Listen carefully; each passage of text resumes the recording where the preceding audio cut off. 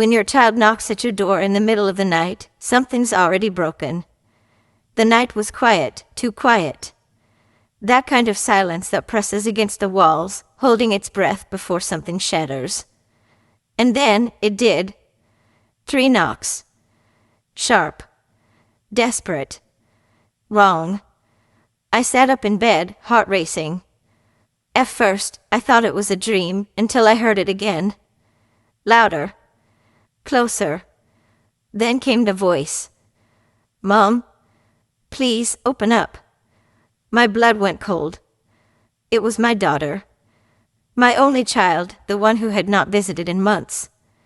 I stumbled to the door barefoot, still half asleep, but my instincts were wide awake. The clock on the wall glowed 1:07 a.m. When I opened the door, I stopped breathing.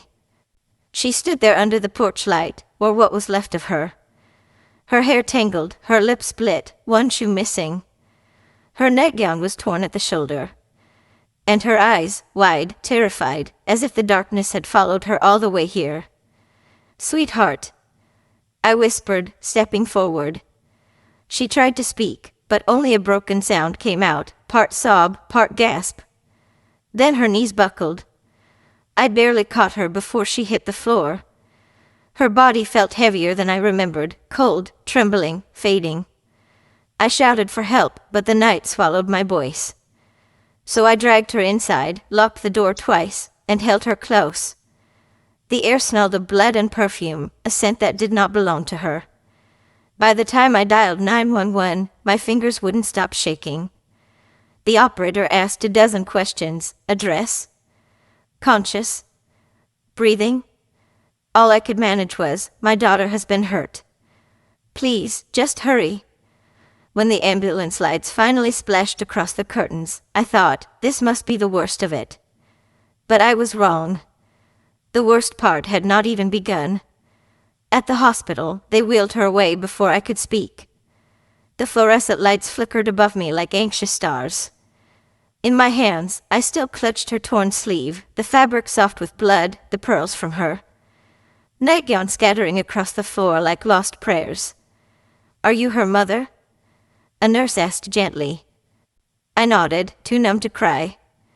They asked about allergies, medications, conditions. I answered what I could. The rest, I did not know. Because somewhere between marriage and silence, she had built a life I no longer recognized. When the doctor finally appeared, his eyes told me everything before his mouth did. "She is stable," he said. "Bruised. Mild concussion. No internal bleeding." I exhaled for the first time in what felt like hours. But then his tone changed. "She has been through something traumatic.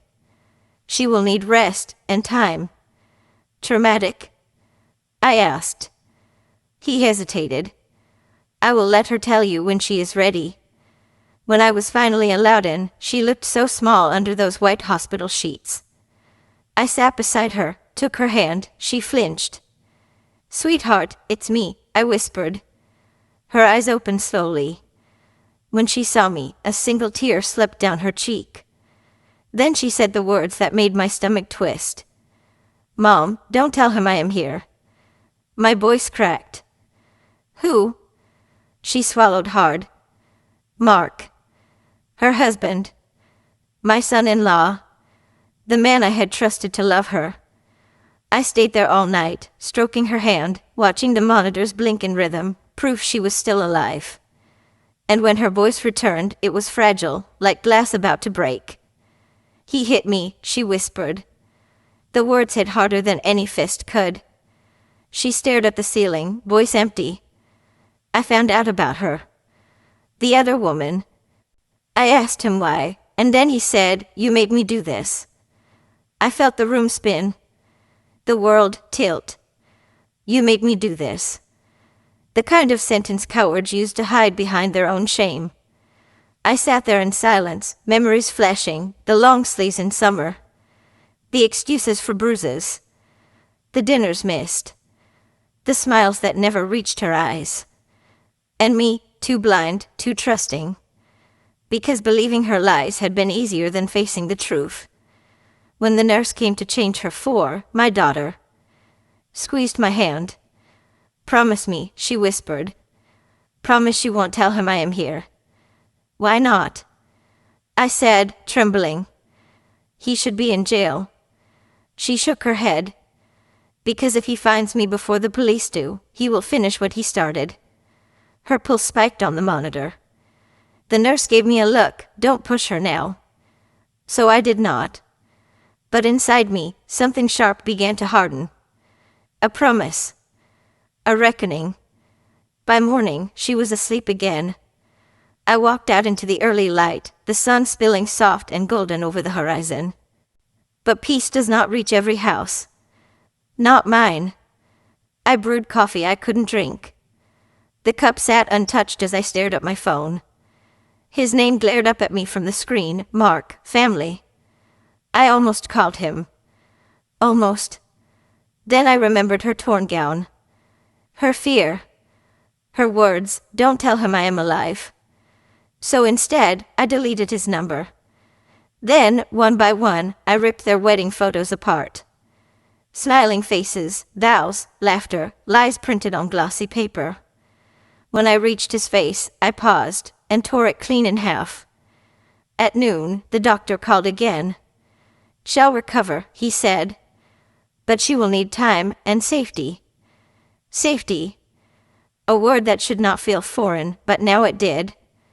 I told him I would bring her close later. But all afternoon, I couldn't sit still. Every passing car made me jump. Every bark outside made my heart race. Because if she was right, if he had come for her, then he might start with me. That night, I sat in the dark, staring at the door she had collapsed against. The same door where her blood had touched the floorboards. Every creak made me flinch. Every shadow felt like him. Then, outside, a dog barked. A car slowed near my driveway. Headlights glided across my window. I held my breath. The car lingered, then rolled away. I exhaled, but I did not relax. Because deep down, I knew this was not over. Not by a long shot. When I closed my eyes, I saw her face again. The bruises. The pleading. The whisper, "Don't tell him I'm here." And I made myself a promise. If he ever came near her again, I wouldn't call the police. I wouldn't beg for help. I'd make sure he could never hurt anyone again. Because if he finds out where I am, he'll finish what he started. Some women steal hearts. Others steal homes. When I left the hospital that morning, my daughter was still asleep. Peaceful, but the kind of peace that's rented, not owned. The thin oxygen line tracing her cheek felt like a thread holding her to this world. I promised I'd be back soon. But before I could protect her, I had to face what had broken her. So I went to his house. Or rather, their house. The one shed painted with sunshine colors and called Cinnamon and Forever. Now it smelled like perfume and betrayal. The neighborhood looked the same, wind chimes, neat lawns, the hiss of sprinklers. Normal. But sometimes normal is just a disguise for rot. His car was not in the driveway. Good. I stood at the door, gripping the spare key Shed given me years ago. The metal was warm from the sun, almost pulsing. I slid it toward the lock, and the door opened from the inside.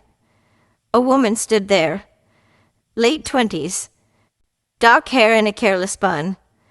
Red silk robe knotted in a way that said comfort more than modesty. She looked at me as if she'd been expecting me. "Mrs. Harris?" she asked, smiling with her mouth, not her eyes. "I was wondering when you'd show up." My stomach turned. "And you are?" She tilted her head, lips curling.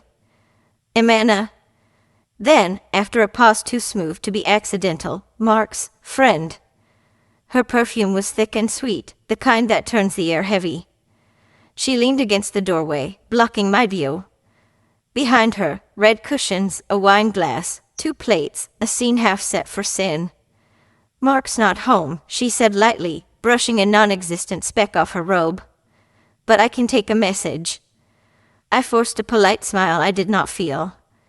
I'm not here for him. I'm here for my daughter's things.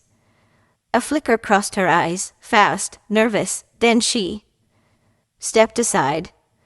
Of course. Come in. Inside, it was like someone had erased my daughter. No wedding photos, no framed laughter, no trace of her favorite lilac candles. Just pale outlines on the walls where memories had been ripped away. Only one new photo hung there, Mark and Anna, wine glasses raised by the lake. A replacement life. Isn't it too soon? I asked quietly. For what? She said, feigning innocence. For moving in. She laughed, soft, cruel, rehearsed. Oh, I'm not moved in. I'm just staying until things settle. Her words were sugar-coated poison. I said nothing. I just climbed the stairs. My daughter's room was gone. The floral bedding replaced with gray silk. Her vanity empty, her perfume bottles vanished, her sticky notes, the ones that used to say don't forget to smile, gone. The mirror reflected someone else's life. Where are her things? I asked, my voice catching. In the garage, Anna said casually. He thought you'd want to clear it out. Clear it out. Like she was a season that had passed. Do you know where he is? I asked. She shrugged. Business trip. Did not say where. But her eyes darted right, just for a heartbeat, and I knew. She was lying. Downstairs, I pretended to look for laundry baskets, but I was searching for evidence. Something, anything, that told me where had been that night. The kitchen gleamed too perfectly, like guilt scrubbed clean. Even the coffee pot was bone dry.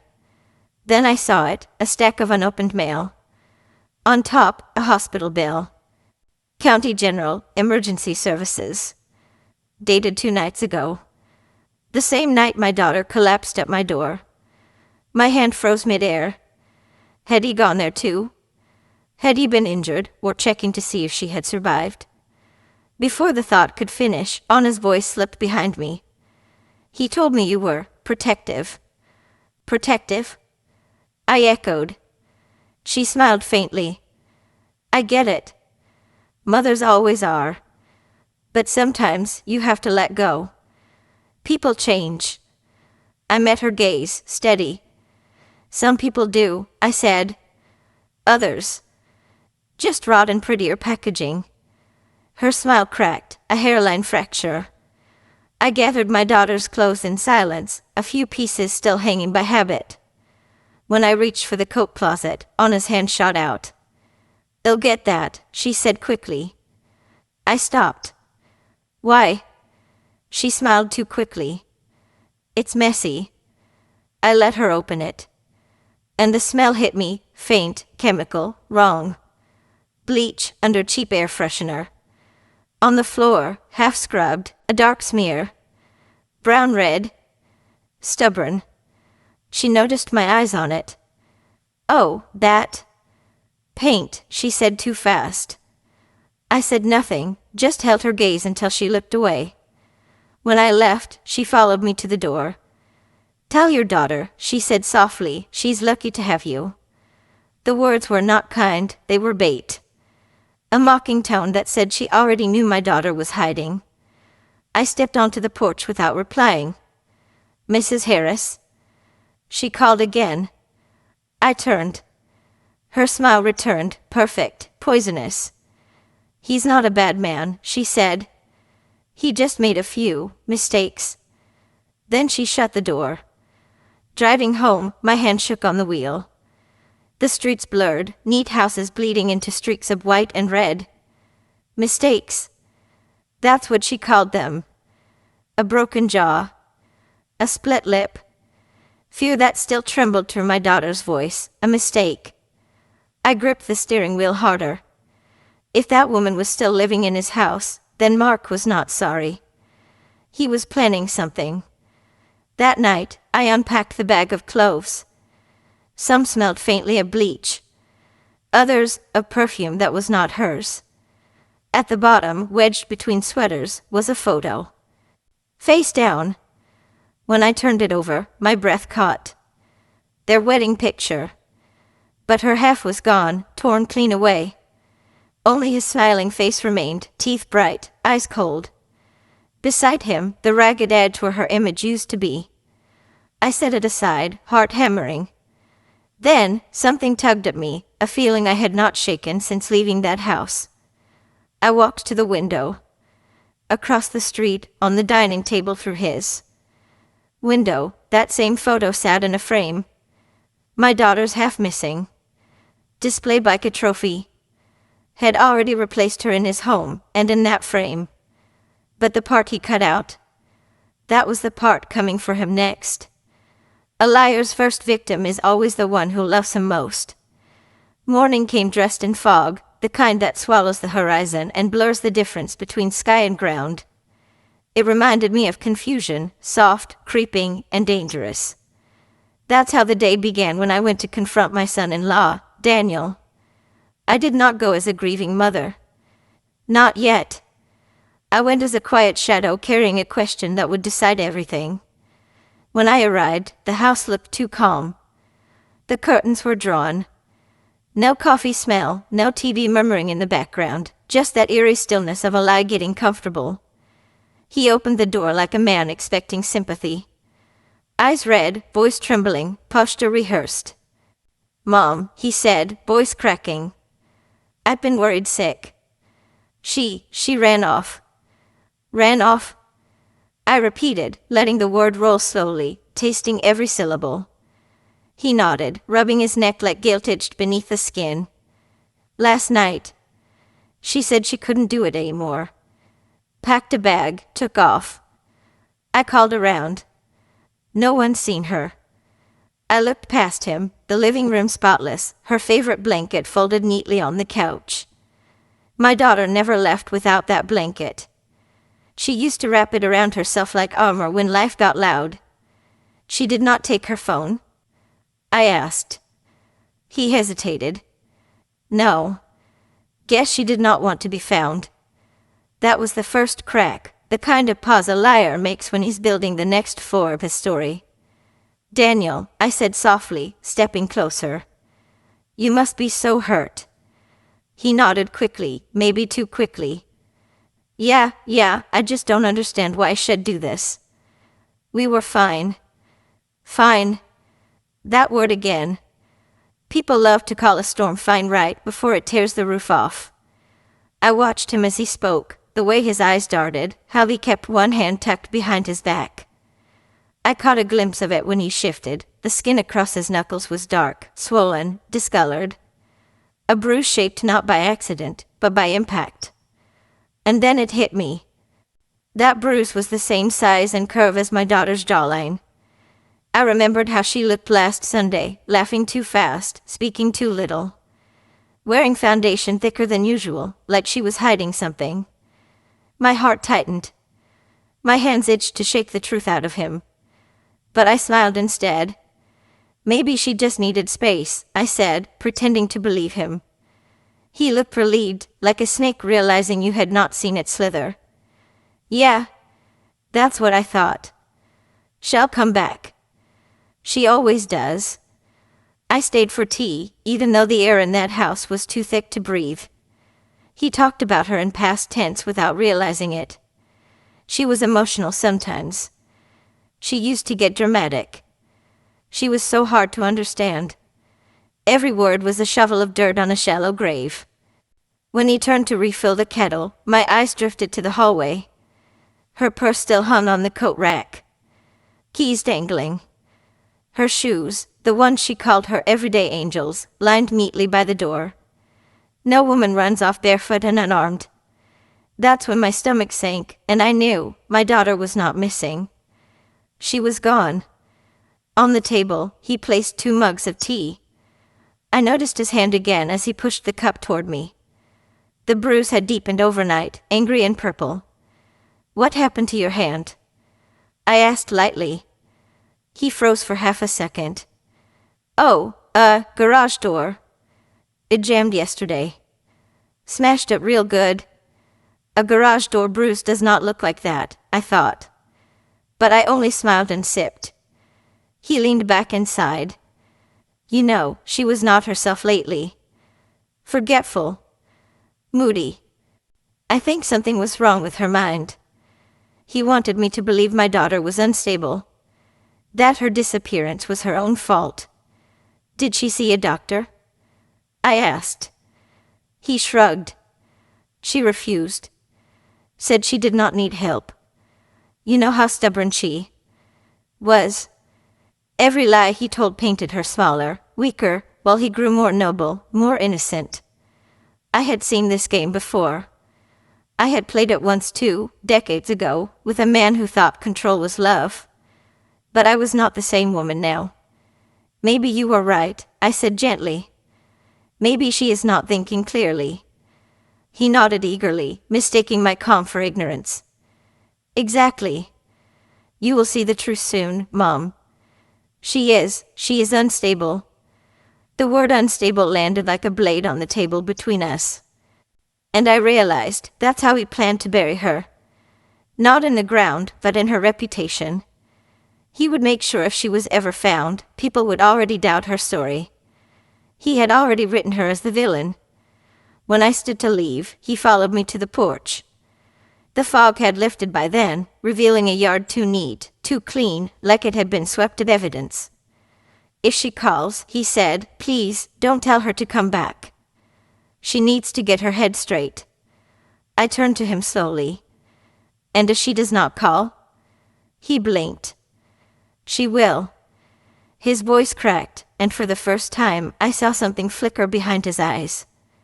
Not grief. Not guilt. Fear. Of what? Or who might find what he had hidden. Back home, I locked my doors and sat at the kitchen table, her wedding photo in front of me. Her smile, bright, certain, untouched by the years that followed, stared back. I whispered, I know you did not run away, baby. Then the house made a noise. A floorboard groaning in the back hallway. I told myself it was just the wind. But when I checked the door, I saw something chilling. The back handle turned slightly, like someone had just tried it. The rest of the night crawled by. I sat awake, listening to every creak, every hum of the refrigerator like it might whisper her name. My mind replayed Daniel's words, his voice rehearsed, his eyes darting, that Bruce. What if he would come to silence me next? The thought would not leave. At midnight, I opened her old box of things. Birthday cards, letters, trinkets. Inside one envelope, I found something new, a folded receipt from the hardware store, dated 2 days before she disappeared. Items listed, 1 shovel, 1 heavy-duty tarp, 1 gallon of bleach. The paper trembled in my hands. My daughter never set foot in a hardware store. Daniel did all the handiwork. So why was her name on the receipt? The next morning, I went to the police station. They listened, nodded, took notes, then told me they'd look into it. But I saw it in their faces. They believed Daniel. He had already painted her as the runaway wife. When I came home, I found muddy footprints by the back door. Too large to be mine. Too fresh to ignore. I did not call anyone. Not yet. I needed to know who was trying to scare me, or silence me. So I stayed quiet, pretending everything was fine. But I started sleeping with the lamp on, the phone beside my bed, and her picture under my pillow. That evening, I went outside just before sunset. Across the fence, Daniel was in his yard, digging again. He waved when he saw me, pretending everything was normal. Planting something? I asked. He smiled. Just making room for new roots. New roots. My blood ran cold. Behind him, the ground looked uneven, like something had been buried there not too long ago. I went back inside and sat at the kitchen window, watching until the light disappeared. He worked until dark, sweat glistening on his brow, dirt clinging to his hands. When he finally went inside, I wrote everything down in a notebook, the times, the details, the bruises, the words he used. I was not just a grieving mother anymore. I was gathering evidence. And somewhere deep inside, I felt my daughter watching, waiting for me to finish what she couldn't. Then, sometime past midnight, I heard it again. The sound of the back door handle turning. Slow. Deliberate. Not the wind. Not imagination. Someone was outside, and they wanted in. I crept toward the door, every step echoing like thunder in my chest. Through the small window pane, I saw a silhouette, broad shoulders, still frame, hand on the knob. Daniel. He turned the handle once more, then froze, maybe sensing I was awake. Our eyes met through the glass, though I couldn't see his face clearly. And then, he whispered something I will never forget. Stop digging, Mom. Then he walked away into the dark. That night, I did not sleep. Because now, I knew he was right about one thing: the truth was buried. But not for long. The dead can't speak, but sometimes their phones do. Morning light crept through the curtains like an uninvited guest, brushing across my face, dragging me out of the few minutes of uneasy sleep I would managed. The world outside was too still, as though the air itself was waiting for me to make my next move. I sat up slowly, every bone in my back aching from the night before. Daniel's silhouette still haunted the edge of my mind, his voice, low and cold, whispering through the door, "Stop digging, Mom." But I was not going to stop. Because buried lies only rot in the dark, and I intended to drag his into the light. After breakfast, I went to the old cedar chest in my daughter's room. I had already searched it once, found nothing but memories and pain. But that morning, something inside me whispered, "Look again." Her purse was still there, resting beneath a pile of scarves. The leather was cracked, the zipper half broken. When I lifted it, it felt heavier than I remembered. I set it on the table, opened it carefully. Inside were the usual things: lipstick, keys, a half-empty bottle of jasmine perfume that still smelled like her laughter. But then my fingers brushed against something hard, cold, rectangular. Her phone. The screen was webbed with cracks, one corner shattered clean through. It looked like it had been thrown, not dropped. My throat tightened as I turned it over in my hands. Dead. I plugged it into my old charger and waited. A minute later, the faint glow of life crept across the shattered glass. The lock screen appeared, her smile caught in the sunlight by the ocean, hair tangled, laughing at something ID said. I had not seen that picture since she sent it to me last summer. My chest ached. It felt like holding a ghost heartbeat. I typed her birthday. The phone unlocked. I went straight to her voice notes. She'd always recorded everything: grocery lists, reminders, even small messages she never sent. Most clips were short, harmless moments of her cheerful voice. But then there it was. A single file. Dated the night she disappeared. Labeled, "Keep safe." I pressed play. At first, only static. Then the faint shuffle of movement, footsteps, a creaking door. Then her voice. Trembling, scared. "If anything happens, if he says I left, don't believe him." My breath caught. Then another voice, Daniel's. Muffled, but unmistakable.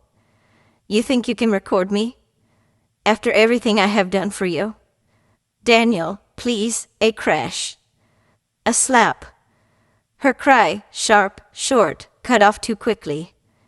Then silence. The kind that burns. And then a woman's voice. Calm, detached. "He said you would never survive this." And the recording ended. I sat frozen. My heart hammered so violently I could barely hear. That voice, it was not my daughter's. It was not Daniel's mistress either. I had met that woman once at a family barbecue.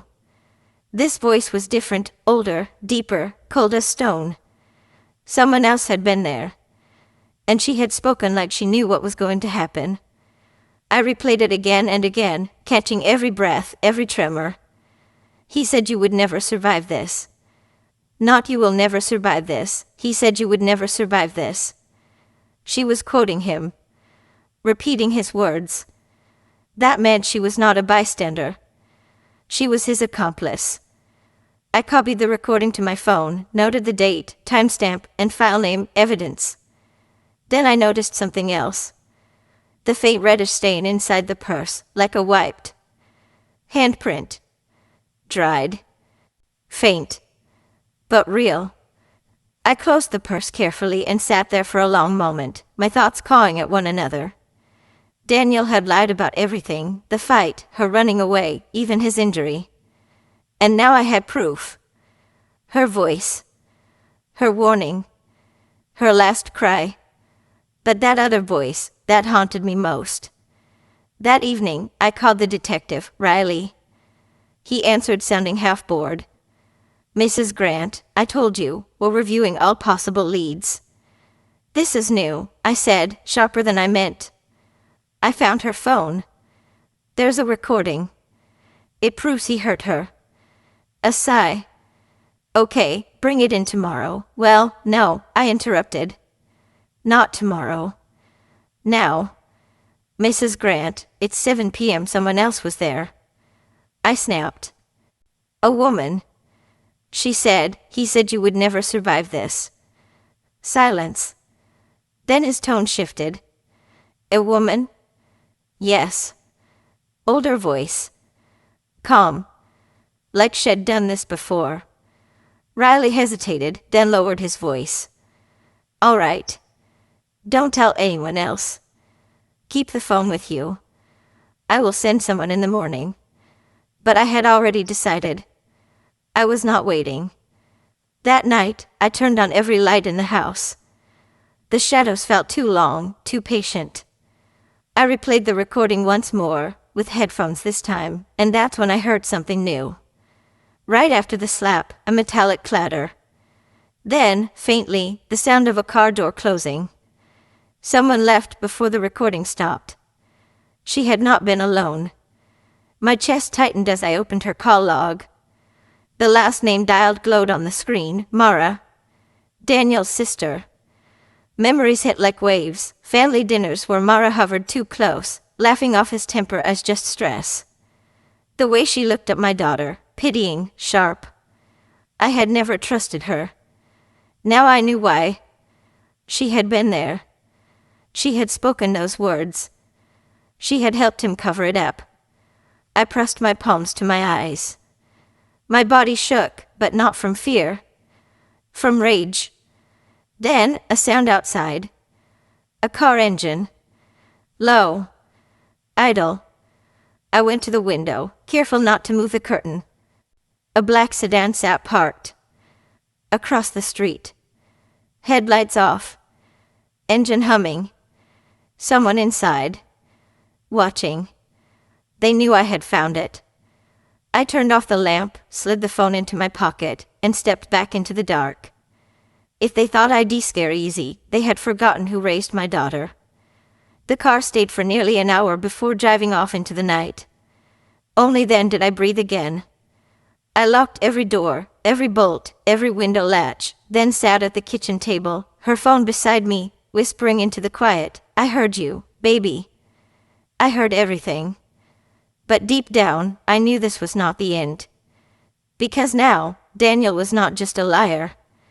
He was a man with help and a reason to silence me next. And that voice, that last voice that said, "He said you would never survive this," was not just talking about my daughter anymore. She was talking about me. Guilt always comes knocking, even if it wears perfume. That night, the rain did not just fall, it attacked the house. Each drop sounded like knuckles on the roof, drumming faster, harder, as if the sky itself wanted to warn me. I had just locked every door, checked every window twice. I told myself I would sleep, though sleep had become a stranger lately. That's when I heard it. A knock. Soft. Then again. Louder. 3 times. The kind of knock that knows you. I froze where I stood, my hand hovering over the light switch. The air in the kitchen thickened, heavy, listening with me. Nobody should be here. Not this late. Not after the week I would had. Then a voice came through the door, trembling, low, almost breaking. "Mrs. Grant, please."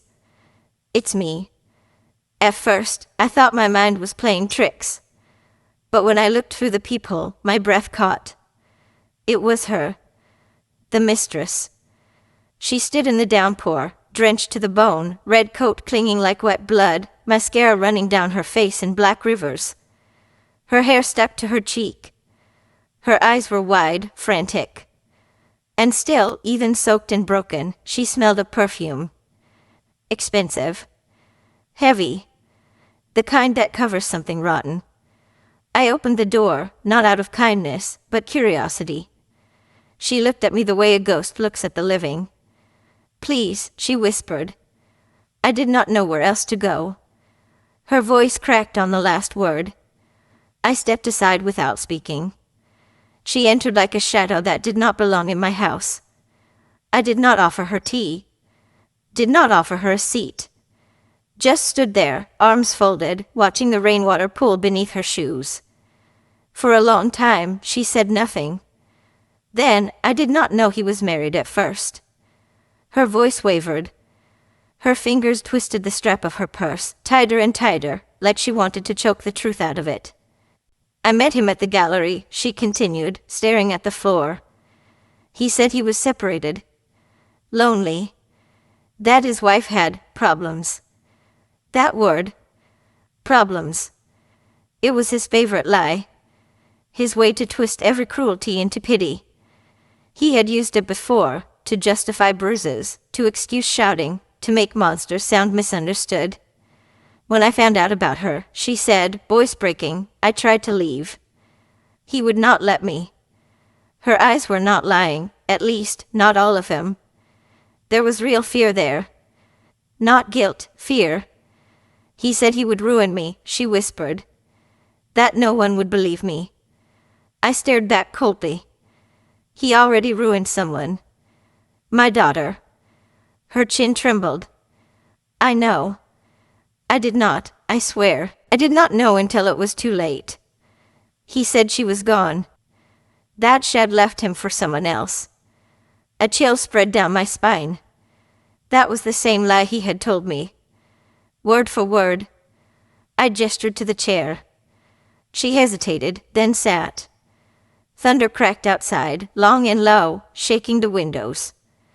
I took the seat across from her, leaning forward. Why are you here? I asked. Her eyes lifted, red, wet, trembling. Because he is planning something tonight. The words fell like stones into the room. My heart pounded. What do you mean? He found out you have her phone, she said quickly. He knows you called the detective. He said if you keep talking, hell, handle it. Handle it. That's how men like him say destroy. She reached into her bag and pulled out a folded piece of paper, crumpled, half torn. Here, she whispered. It was a printed email. Subject line, if anything happens to me. The message read, he's meeting her mother tonight. He says he's going to finish what she started. I am scared. My chest tightened. Finish what she started. She nodded through tears. He's drunk. Angry. I left before he could follow me. My eyes darted to the clock. 11:42 p.m. Then a sound. A low, steady hum from outside. I turned to the window and drew the curtain back a sliver. There it was. His car. Parked at the edge of my driveway. Lights off. Engine running. Even through the rain, I could make out the silhouette behind the wheel, motionless, patient. Daniel. The mistress whispered behind me. He followed me here, did not he? I did not answer. Because answering would make it real. Instead, I closed the curtain and turned off the lights. The house fell into darkness, except for the faint hallway glow. Come with me, I said. We crept into the back sewing room, my daughter's old workspace. The rain hammered the roof harder now, like it wanted in. I peeked through the side window. The car was still there. Waiting. The mistress trembled beside me, clutching her knees. I should not have come, she whispered. Hell kill me too. I swallowed hard. You came because your conscience finally caught up. She wiped her face. I came because I thought you would believe me. I believe you, I said quietly. But I don't forgive you. Her face collapsed in on itself. But she nodded, small, broken. Truth first. Forgiveness later. Minutes turned to hours. The car never moved. I thought of calling Detective Riley, but what would I say? That my daughter's killer is parked outside, smiling in the dark. He had told me to stay calm, to let the police handle it. But I had learned justice moves too slow for mothers with dead daughters. So I reached for the drawer beside the window. Inside was my late husband's flashlight. Heavy, solid metal. I wrapped my fingers around it like a prayer. If Daniel came through that door, he would not find a frightened widow. He had found a mother who had already buried her fear. The mistress sniffled. You don't understand how charming he is. He made me feel like I was saving him. I turned to her, voice low. Men like him don't want saving. They want witnesses. She blinked. Her lips trembled. He told me your daughter's death was an accident, she said suddenly. The word hit me like a slap. An accident.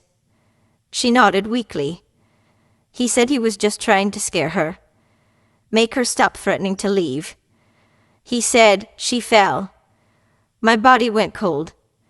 That was how he remembered it. Her fear turned into his excuse. Outside, headlights flared briefly, slicing through the rain. The car door opened. And there he was, umbrella in hand, moving slow, deliberate, confident. Predators always are. I pulled the mistress down beside me. Stay quiet. His footsteps crunched on the gravel. Then came the creak of the porch steps. A shadow stretched across the curtains. Then, silence. For one long minute, the world held its breath. Then the knock. 3 times. Slow. Deliberate. Mom, his voice drawled through the wood. You up? The mistress covered her mouth, muffling a sob. Open up, he said again. We need to talk. I did not move. Did not breathe. Rain filled the silence. Then, I know she is in there. I turned to the mistress. Go to the back room, I whispered. Now. She nodded, shaking, and slipped away into the dark. I stood alone, every nerve screaming. Another knock. Finally, I stepped closer to the door, just close enough for him to hear. You should not have come here, Daniel. A pause. Then that laugh, low, mean, dripping with the arrogance of men who think fear equals power. You should not have called the cops. Then silence. Footsteps again. But this time, not toward the car. Around the side of the house. Right toward the window. I raised the flashlight, my reflection flickering in the glass. If guilt came knocking, I whispered, it's about to meet the one who answers. And as I turned toward the window, there he was. Daniel. Smiling through the glass. Some men fear the law. Others should fear a mother. The dawn came in colors that did not belong to peace, streaks of bruised purple and pale fire painting the sky. The kind of dawn that does not warm, it warns. I had not slept that night. My daughter lay in the next room, her breath shallow, her face swollen where he had left his mark. I had changed the ice pack twice, whispered prayers I was not sure heaven would bother hearing. But by 5 a.m., I knew. Prayers were not enough. Mothers have to move when mercy fails. The phone sat on the table beside me, its cracked screen glowing faintly, that small rectangle now a weapon of truth. Every word, every sob, every blow captured within it was more than evidence. It was her voice refusing to die. I pressed play again, even though I had memorized every second. Please, stop, you think you can embarrass me? Smack. A whimper. Then another voice, soft, almost reverent. He said you would never survive this. Not the mistress. Not anyone I recognized. But maybe it did not matter. Evil does not always shout. Sometimes it whispers. At 6:10 a.m., the phone rang. Detective Ryla's voice came through, the same calm tone he had used when he told me to stay patient. I was not patient anymore. I told him everything, the assault, the threat, the recording. He promised to send a car. Then he said it, the one phrase that always arrives too late, don't confront him. But he did not know me. I had spent a lifetime surviving storms far louder than his warning. I stepped outside. The air was sharp, carrying the faint metallic scent of rain-soaked earth. Across the street, his car sat parked under the jacaranda tree. Even from here, I could see him, head bowed, phone glowing in his hand. Plotting or regretting, I could not tell. My slippers sank slightly into the wet grass as I walked toward him. Each step slow, deliberate, steady. The air trembled between us. He looked up. His eyes were bloodshot, his shirt half-tucked, his face painted with false exhaustion. "Where is my wife?" He snapped. "You are keeping her from me now?" I did not answer. I lifted the phone instead, pressed play, and let the truth speak for itself. "Please, stop. You think you can embarrass me?" Smack. The sound cracked the morning open like thunder. Windows slid up. Doors opened. Neighbors emerged in robes and slippers, their eyes wide. He froze, that confident smirk draining away. "Turn that off," he hissed. "You don't know what you are doing." "Oh, I do," I said softly. "You have been hurting her for months. But today, everyone hears." He lunged forward, but the sound of sirens cut through his rage. The police car rounded the corner, its lights washing over us in blue and red waves. Judgment colors. They surrounded him quickly. He talked fast, too fast, saying the recording was fake, that his wife was unstable, that I was old and confused. But the officer did not listen. He pressed play himself, the same sound spilling out once more, that slap echoing down the street. Gasps. A woman whispered, "That's her voice." Someone else crossed themselves. And there it was, the shift. The moment a community stops believing the mask. For the first time, I saw something in his eyes that looked like fear, not of the law, but of exposure. When they cuffed him, he spat toward the ground. "You will ruin everything," he said. I looked at him calmly. "You already did." They led him to the car. The door shut with a solid thud, like punctuation. The sound of an ending that should have come long ago. The sirens faded, and silence took its place. The kind that does not ache anymore, it breathes. I turned back toward the house. Inside, my daughter was stirring, her lashes fluttering against bruised skin. Alive. That was enough. On the table sat the torn wedding photo, his half ripped away, hers still soft with fingerprints. Beside it, her wedding ring lay dull and cold. I carried them outside. At the edge of the garden, I knelt in the damp earth. Set the photo down. Struck a match. The paper caught quickly, curling at the edges, his face folding inward until it vanished. Her half followed, smoke rising, sweet and bitter. When it was nothing but ash, I pressed the ring into the soil beside it. "Rest now," I whispered. "You don't belong to him anymore." The first sunlight broke through the clouds, soft, forgiving gold. For a moment, it felt like she was there beside me, whispering back through the warmth. Inside, the phone buzzed. A new message. No contact name. Just one line. "He said you had never survived this, but I hope you do." I stared at it for a long time. Then deleted it. Some ghosts deserve peace.